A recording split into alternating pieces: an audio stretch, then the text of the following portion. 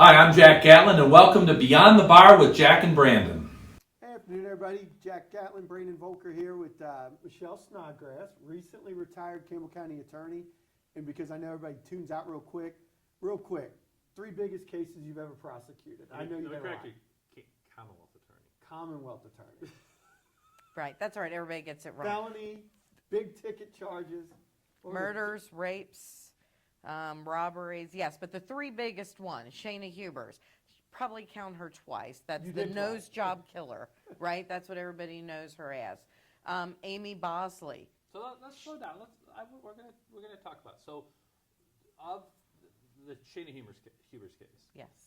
Very tragic case. Just give us a little bit of background for people, because it's been a few years, and I know you lived and breathed it, and I think you even had an episode on some television show about it. Probably about 6 or 7. Okay. This is the case that garnered, I would even say, beyond national attention. I was told that the Daily Mail in the UK was following it because we had beautiful people.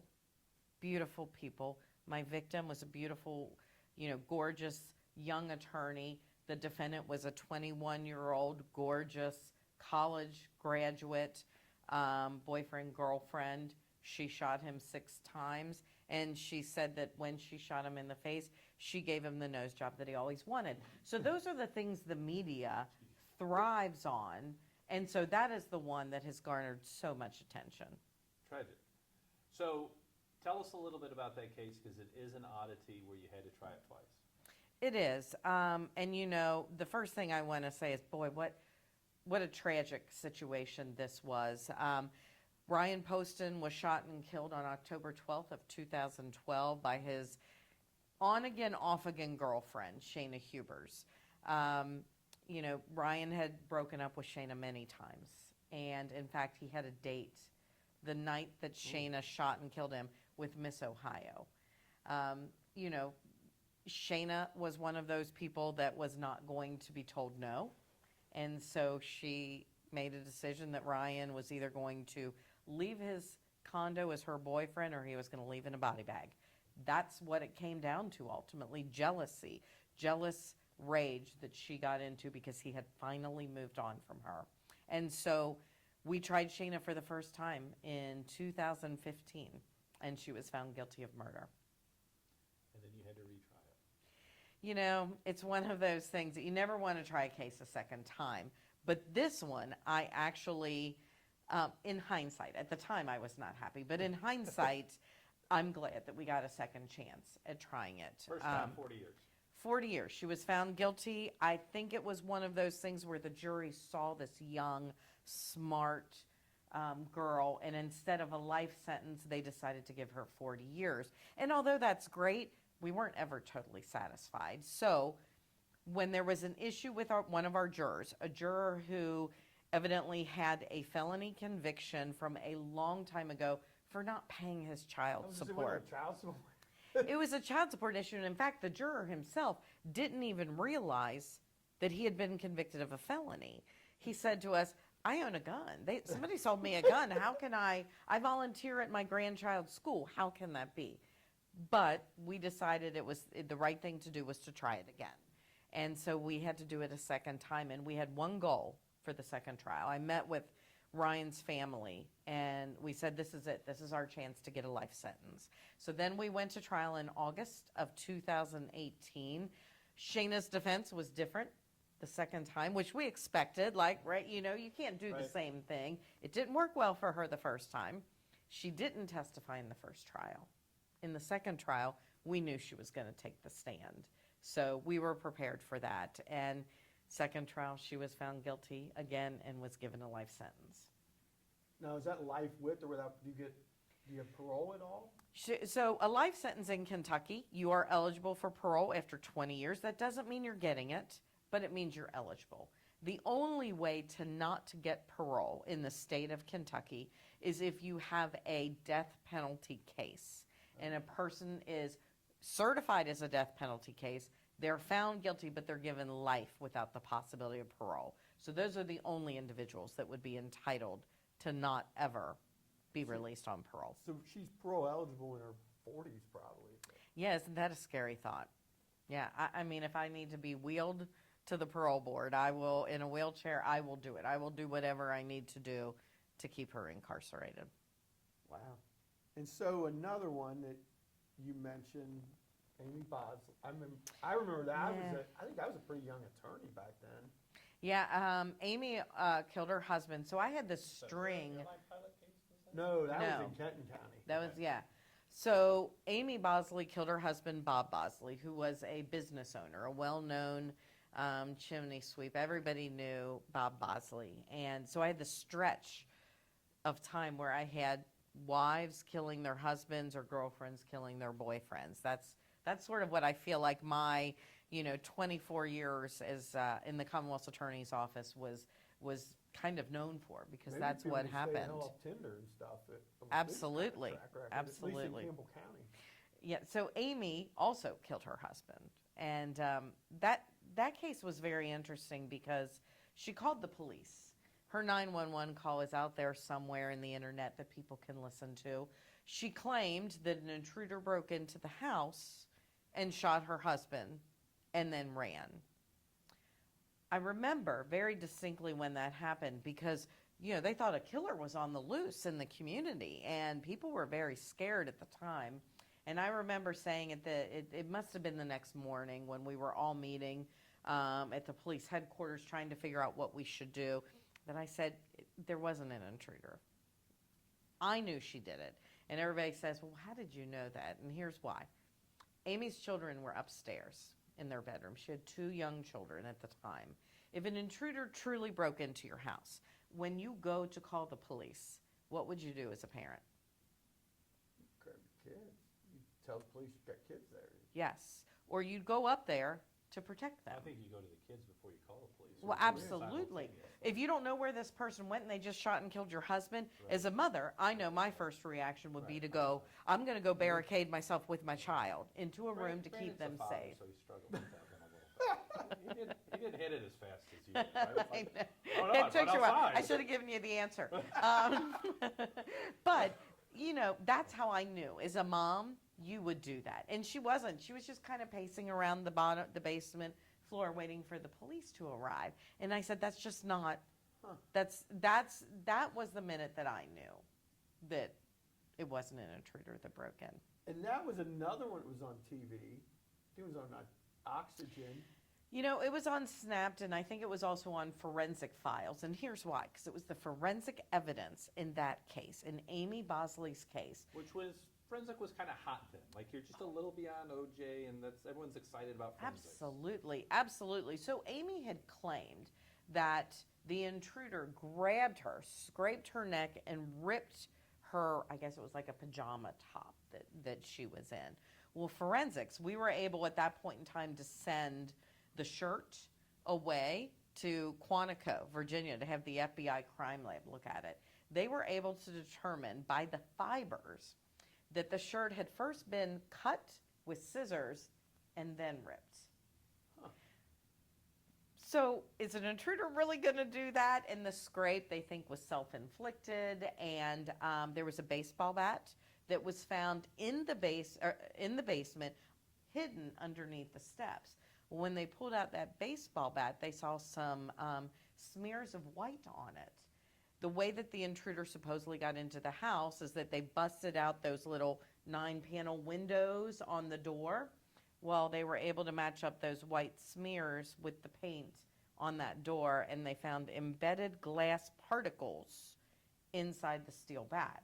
So again, would an intruder have broken the door and then ran downstairs and hid the bat under the stairs? Like, nothing made sense. So forensics is what really proved that case and proved her guilt for us. She got 20 years. That was one that the family, Bob's family, his parents ended up raising these 2 young children. They did not want the children to testify. The children were vital witnesses in our case, because what they told us was that they heard shots fired first. Then a short time later, they heard glass break. So in order to prove that it wasn't an intruder, who broke the door, who came in and then fired the shots. The children were absolutely material witnesses, and the family made the decision to give her the minimum, which was 20 years on murder, in order to protect those children. And I totally understand why they did that. They did it for She's those still in jail? kids. She recently was released on. I thought there was some story about that, because I remember you maybe went and testified and put up a little bit of a fuss, if I recall. Yeah, at that point in time, my That's fighting parole predecessor, board, yeah, right? yes. Well, she was eligible for parole, and we went and we fought parole, and then later she did what's called a serve out. She was not released on parole. So she served the 20 years. Yeah, because everybody gets credit when they're in custody in Kentucky. You get all kinds of credits. Right. When So you're an 20 years inmate. is really probably only like 16 or something. I think she served about 17, maybe 17 and a half years And is that's what it probably more amounted than to. Because of the nature of the offense. I mean, a lot of people don't realize you get a 5-year sentence, they're out in like Well, a year. with parole. Yeah, with parole. Yeah, but just,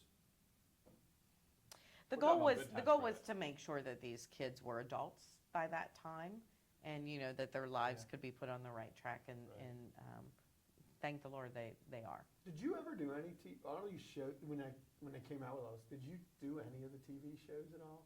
Oh yeah. See, I remember a certain guy that I won't say, you and I both know him, who was a quote-unquote suspect, called me upset because one of them had him portrayed as an Asian, and he's like, well, I'm not Asian, could I sue?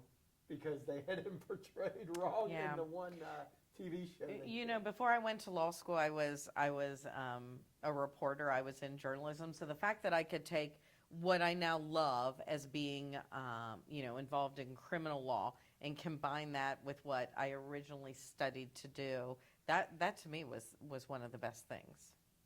So yeah. And then one of the other ones I remember you did was in Fort Thomas, McCafferty.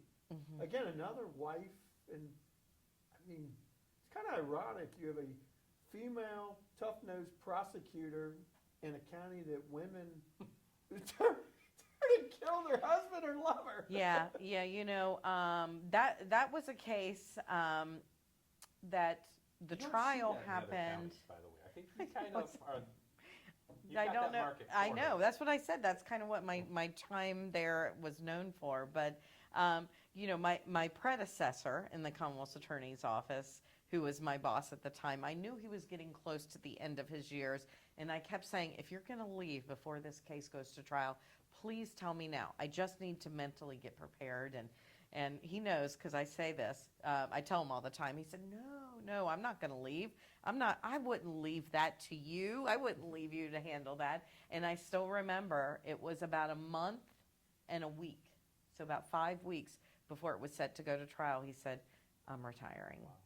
And so you're the prosecutor, did it go to trial? Yes, it went to trial in February of 2009. And what did She was found guilty. She was found guilty of manslaughter. She claimed self-defense. She claimed that it was, years of abuse, which, I've got my own opinion on. And again, that was one where the children, at least would have been witnesses. We could have called both of them to testify at the trial. But, sometimes the line is so fine between whether or not it's self-defense or is it manslaughter, whether or not it's murder or can it be manslaughter first degree in Kentucky with the way the laws are written. Well, and that brings it to another good topic. We all see it. I mean, a buddy of mine the other day was doing a helicopter ride, and they're like, you're going to be delayed for 2 hours. He and his daughter in New York. And all of a sudden, he gets his phone out, and Luigi, or the guy that shot the CEO, is being escorted off a helicopter. But kind of that, what we call jury nullification, as a prosecutor, because now everything on social, there's women who are like, oh, we don't want Luigi to be guilty of murder because he's attractive. I may date him or something. How as a prosecutor, how does that come into play, especially with today's social media? Do you have to worry about that a jury might look the other way, not because of the law, just because of some story that somebody's making up? As a prosecutor, it really is. A lot of it is, I hate to use this term, but like a game, right? You've got to figure out, it's like a chess game. How are you going to fit the pieces? how you need them to be, and you always need to be one step ahead of everybody. There is not a case that I've had that I've not thought about jury nullification. I can remember one in particular, probably back in the somewhat early 2000s, where a man was selling heroin. This was at the start of the heroin epidemic. And he said that he kind of had a choice of evils defense, which means I had to do something bad to save something even worse from happening. And he said it was because his son was an addict. So he was trying to sell some to make money because his son was going to die if he didn't get it. I thought that was such a weird defense, but I had to be concerned about what the jury would say.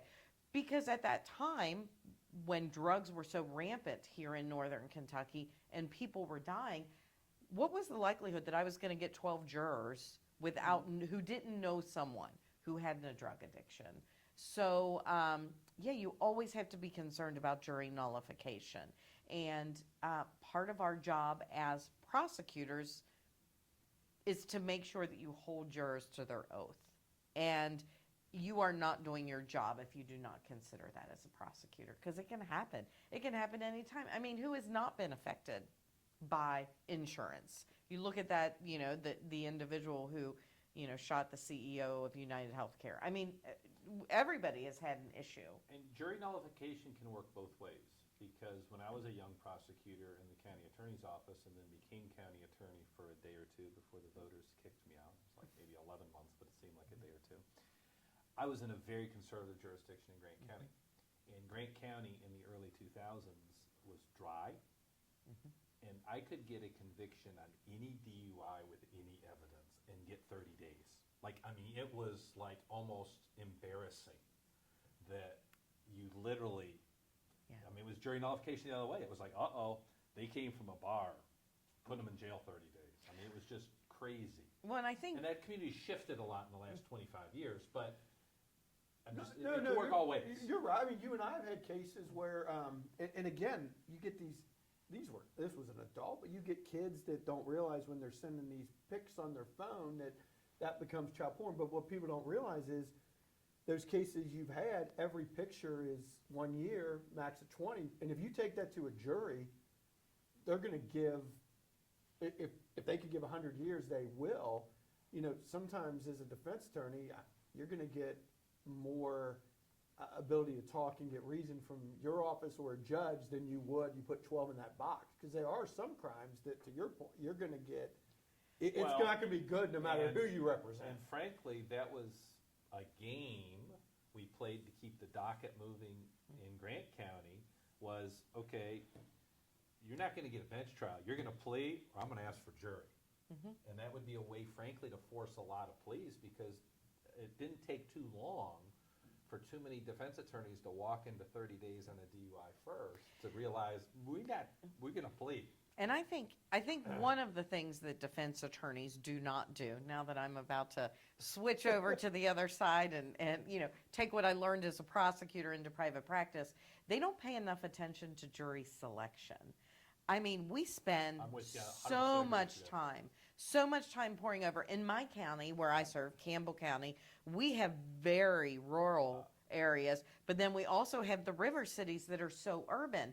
And we spend a lot of time trying to decide who our ideal juror is for each case, and it's different. And if you do not do a good job at jury selection, not just that the jury likes you, but picking the right people, you're in trouble. And I think that's what defense attorneys lack. All lawyers struggle with that, because I do think that's something that's learned in prosecutors' offices, because even at the county attorney's level, frankly, at the county attorney's level, at least in the early 2000s, we were trying jury trials every week, because it's low-level stuff, it's assault fours, it's domestics, it's, DUIs, and every whatever it was, 90 days, 180 days, I don't remember what it was, we would get that jury panel list, and we would literally spend all day with everyone in the office. You bring the interns, you bring the law clerks, you bring child support over, and we're at a table like this, going through every single name. Who do they know? Who are they related to? Who did they date in high school? Where are they? And I still do that as a civil litigator, because it's a trait I learned as a prosecutor, but I'm telling you, you're now walking into a world, no lawyers do that. That's just something you're taught as a prosecutor. Right.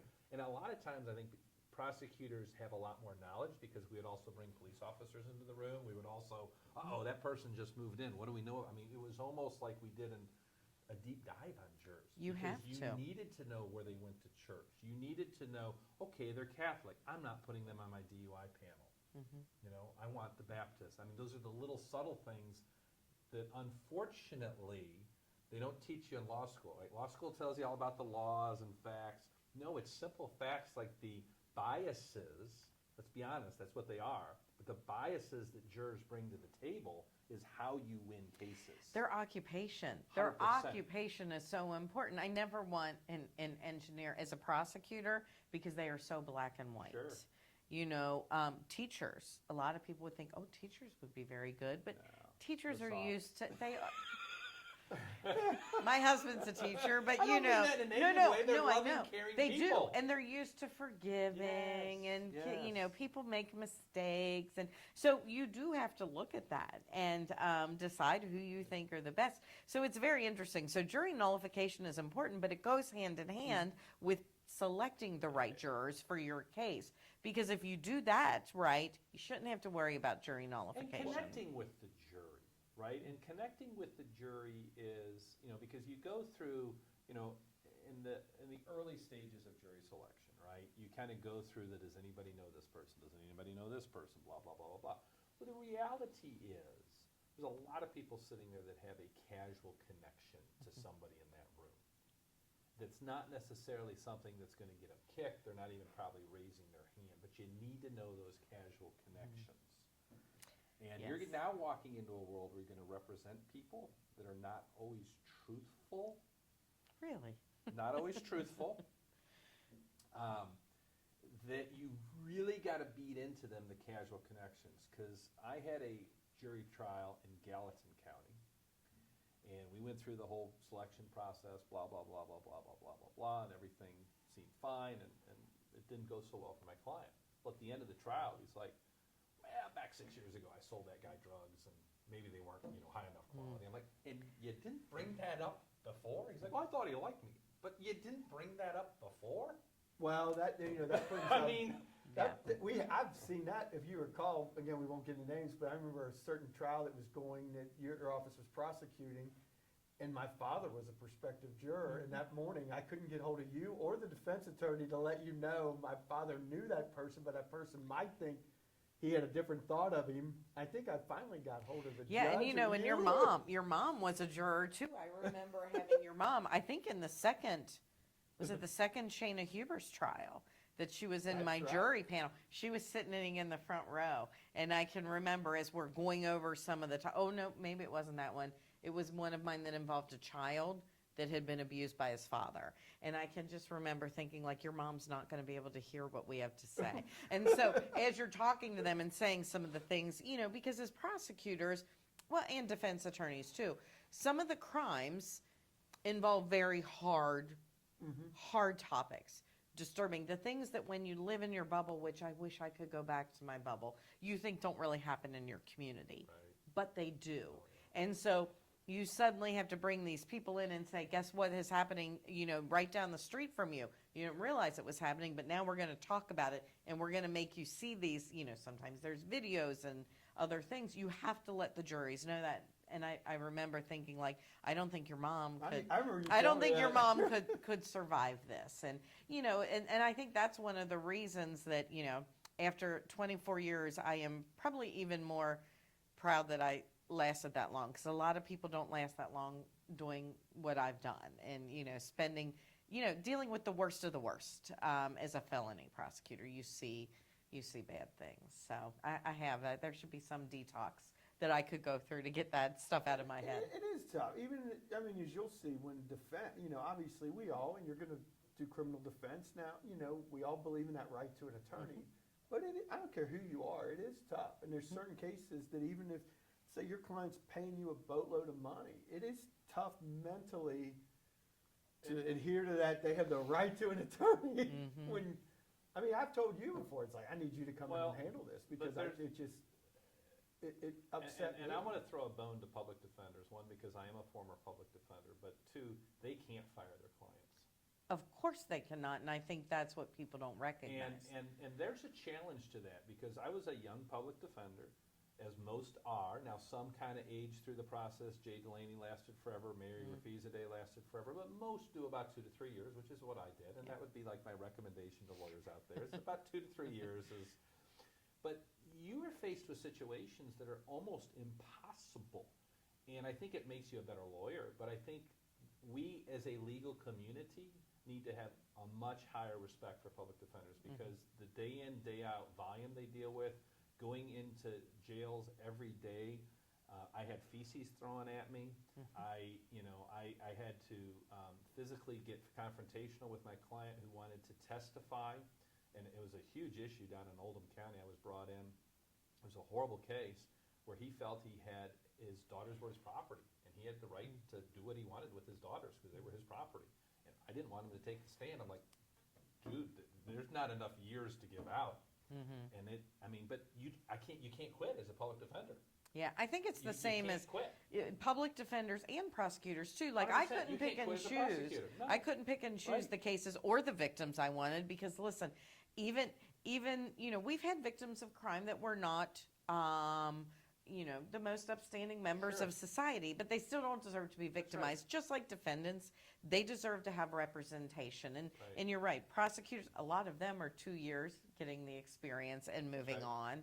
on. And so we should be more And appreciative. judges, frankly, overall need to be more patient with the process and with both prosecutors. And the most are, Northern Kentucky, we have great judges, but there have been areas I have practiced throughout the state that sometimes it's just, I almost wish everybody who is a part of the system at one time either did their pittance as a prosecutor or public defender, because I think they would look at everything differently.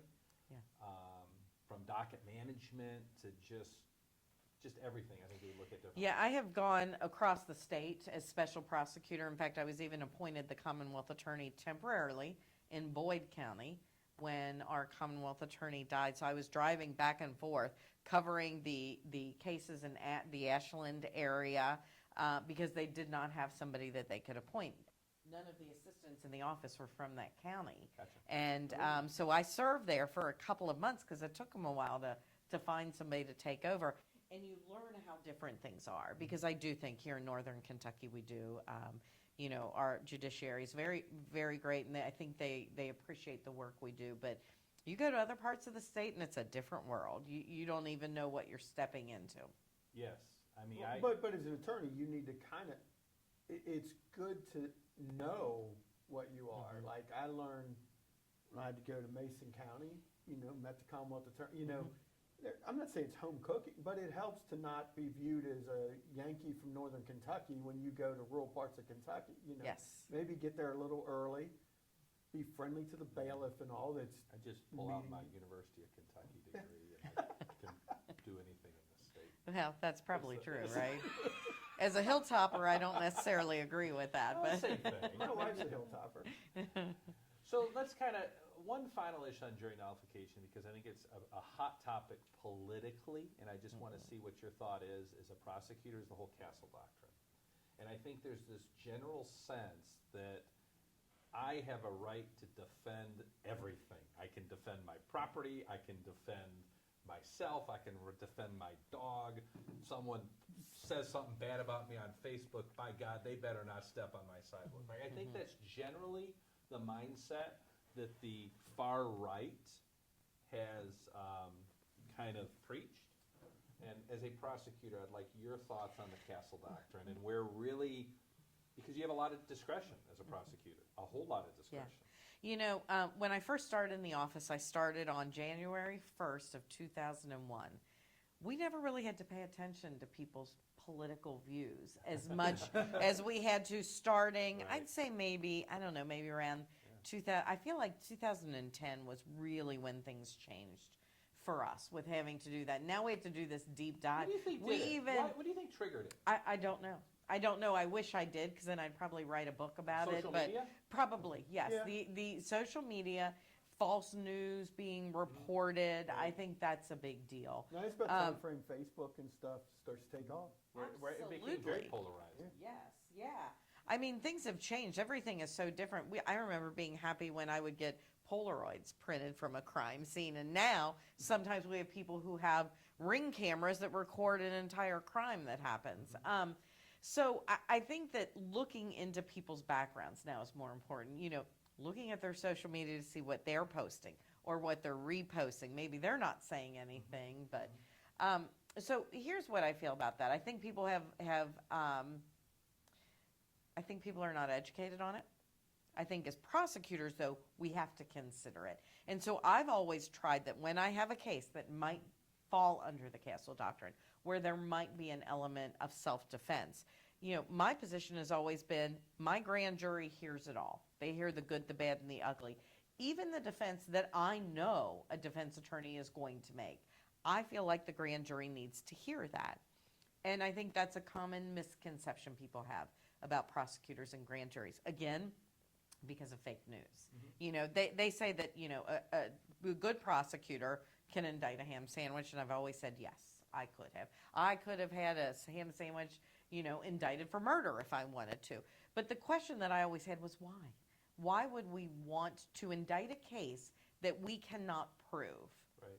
You know, not that records matter, but, you know, you don't want to be made a fool of as a prosecutor in a courtroom.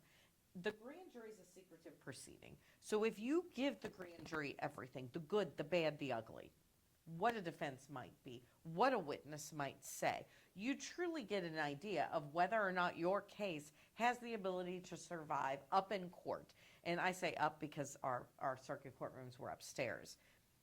I don't want bad evidence to come out for the very first time in an open courtroom where maybe the media is there or where other attorneys are watching or a victim's family has to see it come out. I would much rather put that all in front of the grand jury and let them decide if there's enough evidence.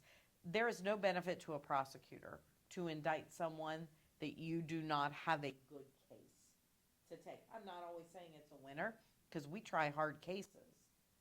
But you at least want to make sure that you've got the right evidence. So if somebody is claiming self-defense, I remember I had a woman who was home alone and somebody came into her house. Now, he was high on drugs, but she had no idea. He just kind of broke into her house. He was lost. He wasn't from the area. He thought this was where he was staying, and she shot and killed him.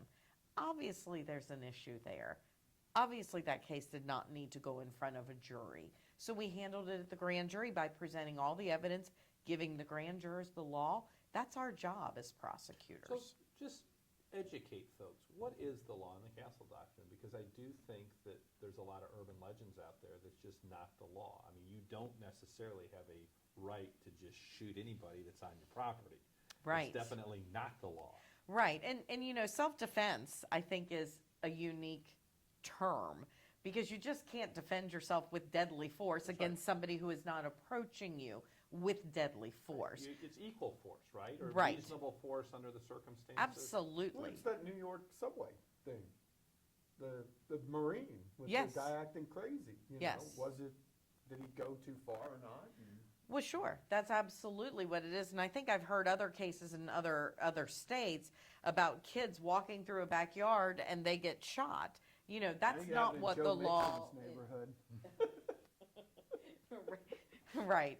You know, so it's supposed to be the use of deadly force when you feel threatened, that your life is in danger, at risk of death or serious physical injury. So our case where the guy broke into the woman's home, he was high. I think he had taken psilocybin mushrooms, so he was hallucinating a little bit. And I think he was looking around and she thought he was gesturing to pull out a weapon.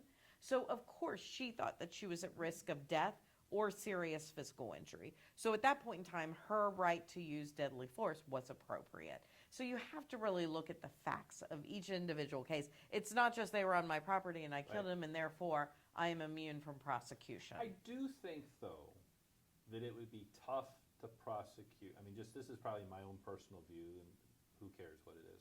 But I think anytime you have a nighttime intruder that breaks into your home, I think it would be tough to argue you didn't have a right to use deadly force. Absolutely, I think because that's a tough argument. yeah, that's what unless it's nightmares a are made of, right? 5-year-old kid that's. I mean, I think there's some facts that maybe, but generally, Yeah. I think you're. Let's be realistic. You take that New York subway case and it's presented to a Campbell, Kenton, Boone jury, it's probably not indicted.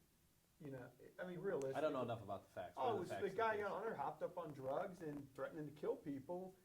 And people testified at the trial, they were afraid for their lives. This Marine subdued, and apparently, Okay, so while he was subduing, he He- strangled them or something. yeah, and the argument was, did he have drugs that caused it or not, or was it too much strangulation because he was a trained Marine? But, I mean, it went to trial in New York. Now, it was it was kind of weird. It was going to be a hung jury, but then I think they finally said, we're done with it. We just acquit on the lesser included charge. But I don't think that that case gets in. I think it's presented to a grand jury here, but I don't think any grand jury, at least in Northern Kentucky, probably gives an indictment on it. I totally agree with you. I think that our jurors are much more, conservative in that regard. But then again, you look from county to county here in Northern Kentucky and things are handled differently. I think in Campbell County, we are probably a little bit harsher on drug cases than maybe they might be in Kenton County. It's just, that's what you have to deal with as a prosecutor and a defense attorney. Because I've heard from many people that said, oh, if you're caught in that county, we're not going to trial.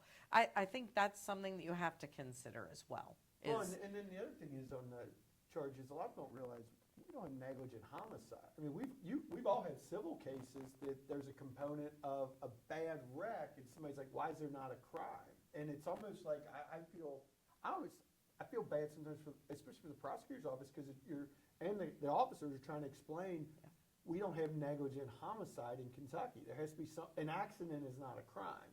But, when something bad happens, people always believe their charges need to be filed or something. And it does, in a lot of states, they'll have negligent homicide. People use words, words that have a common meaning and don't realize that in the law they don't mean the same thing. You talk about the term rape. We have a lot of victims who come forward and say, well, I didn't want that to happen, so they didn't really have my consent, so that's rape. Well, not under the law in the state of Kentucky. But, there is a general idea that people have when you say, what is rape? And they say, well, that's, lack of consent, but not in the law under Kentucky. And so as prosecutors, we spend a lot of time explaining to victims, to the victims' families, what the law is. And you're right, without that negligent homicide, you need to have somebody with reckless behavior, which sometimes crashes do not have that. They are accidents. And so you have to decide as a prosecutor, is it criminal or is it truly an accident? Is it, a disagreement between people, or is it a sexual assault based upon the law? And they don't always agree with the law. On the accident thing, I think just the advice to society is don't have drugs or alcohol in your system, because don't give an opportunity for it to move from negligence to now some type of act that might be manslaughter. And stay off your Absolutely. phone. I mean, the reality is, if something bad happens and you're on your phone, That's probably a potential criminal act. yeah. And technology is changing so much. Recently, we've gotten the technology to be able to download from people's infotainment systems. So in your car, you may not be, it's recording sometimes what is happening and what you're doing with your phone if it's connected to the infotainment system within your vehicle. And, that can be a problem for people as well. That takes something from an accident to a crime. And that's what prosecutors and law enforcement are working to do, and that's what defense attorneys are trying to nullify the jury to make it just an accident. Well, and we all have children, and they all believe that because Snapchat says that it goes away after 7 seconds, they don't realize that your office can put out a warrant, and they get all your little snaps. So let's finish with that. So what is your advice to kids, teenagers, young adults? What do you see the mistakes they make that now all of a sudden go from simple, innocent behavior to wow, you could be looking at 20 years in jail. You know, I always, my son is now 23, but, you know, he grew up, I was pregnant with him when I started working as a prosecutor. His entire life, his mom has been a prosecutor, so I'm sure it wasn't the easiest to be, you know, the child of a prosecutor. But I always told him, whatever you're doing on your phone, make sure you're not going to be embarrassed if it's on that TV in my courtroom. You know, so I think that's the advice. If what you're doing, you know, like I say, my phone is the most boring phone in the world. Take a look at it. Anybody can take a look at it. You know, you want to make sure that what you're doing and sending, if you want it to be seen by, you know, 12 people that are deciding your fate, if you're okay with that, then it's okay to send. There's no way you can ever get rid of it. I had a case where an individual was charged with some sexual crimes against a child, but he also had a lot of pornography that he thought he deleted it. Well, guess where it was? It's in the cloud. Everything's in the cloud. Everything's out there. There's a way to find things. You know, and again, communications between people. If you don't want it shown on the big screen, don't say it. Don't say it in writing. Find some other way I was in a to civil communicate it. case deposition where we were going through 3 years worth of text messages. And I mean, the technology is real. The subpoena power to Verizon in these places, it's amazing the data that there is out there. And in this particular case, it was kind of interesting. The actual text messages that were relevant and germane to the case weren't that damning to a couple of the individuals. It was all the other text messages that were, you know, the sexual harassment that they discussed, or all the other just locker room banter, whatever, that just changed the whole complexion of our civil case. So to bring this full circle, to go back to what we first talked about, Shayna Hubers, the one way that we were able, I think, to get a life sentence for her in the second trial was because of her testifying. So we had lived with that case. She lived her life on social media. There was not a thing that she did not post about or check in or send her friends Snapchats. I could take a calendar for years and tell you what she did every single day. So when she got up on the stand to testify, again, the one thing that I don't think she anticipated, because she thinks she's always the smartest person in the room. And although IQ-wise, I don't know, maybe she is, she certainly wasn't as prepared.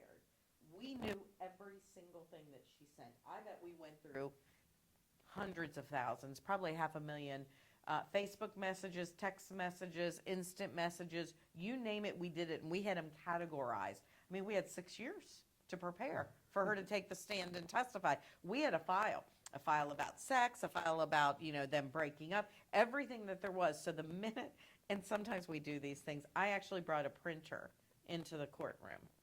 And so she would be testifying, and I'd look over at my assistant, and then the printer started going. And she started realizing that she was saying something. That is awesome. And, you know, maybe we were just printing things to mess a little bit, but, you know, you've got to do these things. And so when she got up there, I remember she claimed, and this was the most horrible thing for Ryan's family to listen to, she claimed that he had sexually assaulted her anally. And I had text messages where she was begging him to do things. And I made her read them on the stand. We had them ready and printed them right out. So social media, just remember that if you're a defendant or somebody that's charged and you're going to take the stand, you better know, as well as the prosecutor, what you said, because we have it. And, you know, so that's, social media can destroy a case for a defendant. Thank you so much for your time So today. what, give us. you're gonna be practicing. You got so- to give your elevator pitch. Your Yes, marketing pitch here to yes. our Listen, audience. you know, I'm going to do a little bit of everything. I'm going to do some domestic work and you know, some civil work. But, you know, criminal is what I've been living with for so long. So I always say, who better than to defend you than against prosecutors than the person who was the prosecutor for so long? The tips and tricks, I know what they're doing. I know exactly what they're doing. So, you know, when people need help or they might have that case that's worth it, you know, I'm a trial attorney, so I'm going to be ready to go for them. A little bit different, and I get to pick and choose my cases. So, you know, there's some that I won't do, but there's an awful lot of people that do deserve a good defense. And you'll go to Ohio, you can go to Ohio or Kentucky. Ohio or Kentucky, yeah. Would you go to federal court? So, sure, why not? You know, I mean, federal court's a little bit different. I give those prosecutors credit because they take the best cases. Right, they have a case They on the do. 12. We always say a pretty little bow on top. As a prosecutor, that's what we said. Defense No, take they- the ones with the pretty little bow on top. But you know what? There's always something. There's always something to argue and something that you can, fight for. And, it's what I've been doing for so long. So I'll still continue to do some of it. That's Good luck to you, and thank you again. Thank you. And congratulations on retirement. Thank you. And thank you for Appreciate it. years of community service here in Northern Kentucky. I We appreciate appreciate that. it. And tell your husband thanks for putting up with my children Yeah. at the school. I will.